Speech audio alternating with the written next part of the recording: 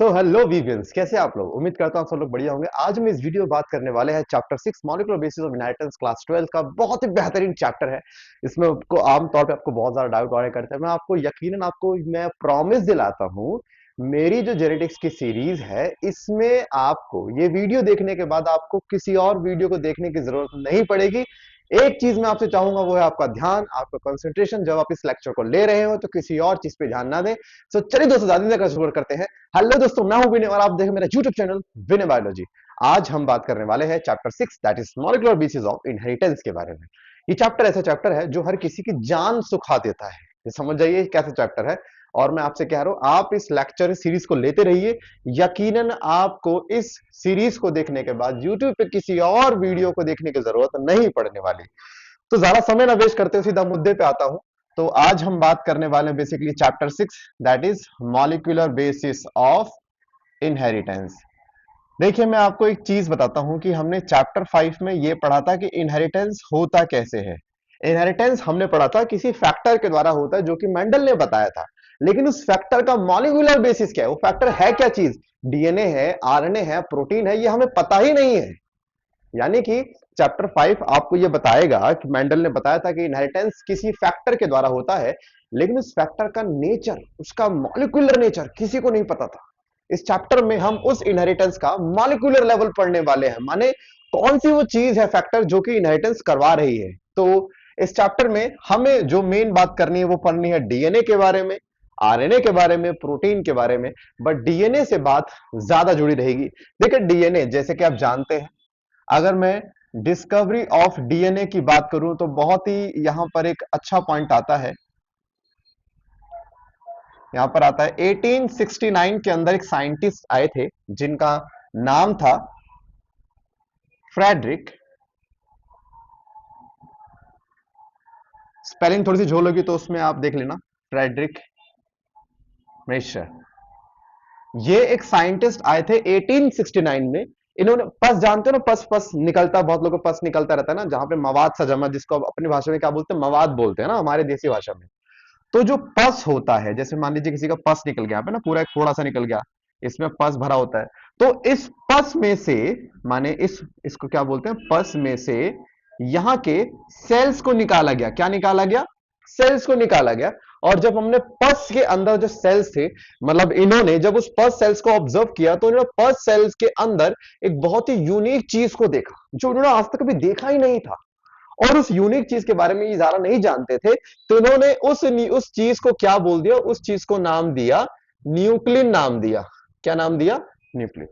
That means Friedrich Miescher ने cell के nucleus में देखा कि कुछ बहुत विचित्र सी चीज पाई जा रही है, और इन्होंने उसे ना क्या नाम दिया, न्यूक्लिन का नाम दिया।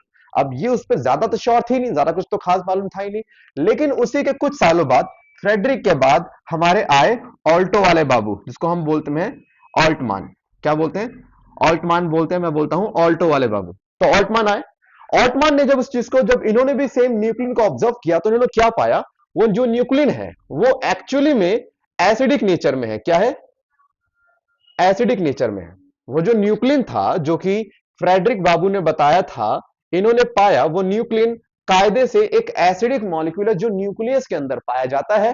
और उसका नाम क्या रखा गया? उसका नाम रखा गया न्यूक्लिक एसिड। बाद में एक साइंटिस्ट आए, ज़ेकेरिस। ज़ेकेरिस ने एक प्रॉपर टर्म इंट्रोड्यूस करी जिसे हम क्या बोलते हैं, डीएनए। तो डीएनए जो टर्म आप पढ़ते हो दैट इज गिवन बाय ज़ेकेरिस। बट डीएनए की अगर आप फुल फॉर्म पढ़े तो फुल फॉर्म क्या है इसकी? सर, डीएनए की फुल फॉर्म है deoxy ribo nucleic acid. That means यहां पे ये एक, यहां पे वर्ड लिखा गया पीछे न्यूक्लिक एसिड। तो ये जो वर्ड है ये किसने दिया? ये ऑल्टो वाले बाबू ने दिया। और ये जो न्यूक्लिक एसिड है, ये न्यूक्लिक एसिड किसे बोला गया? न्यूक्लिन को बोला गया। और न्यूक्लिन किसने डिस्कवर किया? फ्रेडरिक ने किया। तो कायदे से डीएनए की डिस्कवरी का जब भी नाम आएगा, फ्रेडरिक का नाम सबसे ऊपर आएगा, है ना। वो नाम किसने दिया वो तो बात की बात है यार, डिस्कवरी तो बंदे ने की ना, किसने की? फ्रेडरिक ने डिस्कवरी करी थी।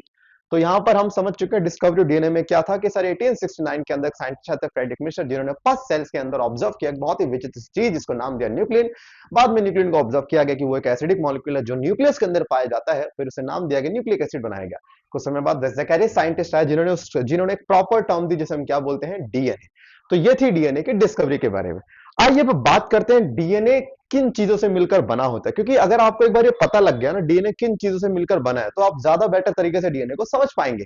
आप लोग आमतौर पे चाय वगैरह कुछ तो बनाते होंगे, और दुनिया में किसी भी फूड को बनाना हो, किसी भी चाय को बनाना हो, तो आपको कुछ रेसिपी चाहिए होती है, मतलब कुछ इंग्रेडिएंट्स चाहिए होते हैं। चाय बनाना तो चाय पत्ती चाहिए, चीनी चाहिए, दूध चाहिए, अदरक चाहिए, और बनाने वाला भी चाहिए, है ना। मतलब अगर ना हो बनाने वाला तो चाय भी कैसे बन जाएगी। इसी तरह से डीएनए को भी आप एक चाय मान लीजिए, और डीएनए को हम क्या बोलेंगे, ये भी एक चाय है। ये क्या है, एक तरह की चाय मान लीजिए। अब आप में से बहुत सारे होंगे चाय लवर, मेरी तरह हार्डकोर चाय लवर, है ना, जो चाय में डूब के भी मर सकते हैं। तो जैसे चाय बनाने के लिए क्या चाहिए, चीनी चाहिए, क्या चाहिए, दूध चाहिए, और उसके बाद चाय पत्ती चाहिए। ये तो चाहिए ही चाहिए। पानी ना लो आपकी मर्जी, अदरक ना लो आपकी मर्जी, इलायची ना लो आपकी मर्जी, वो तो स्वाद अनुसार है ना। लेकिन ये तीन तो चाहिए चाहिए। डीएनए भी किसी चाय से कम थोड़ी है यार। डीएनए को भी बनने के लिए तीन चीजें चाहिए। डीएनए को बनने के लिए तीन चीजें चाहिए। यहां की जो चीनी का नाम है वो आप लिखेंगे नाइट्रोजीनस बेस।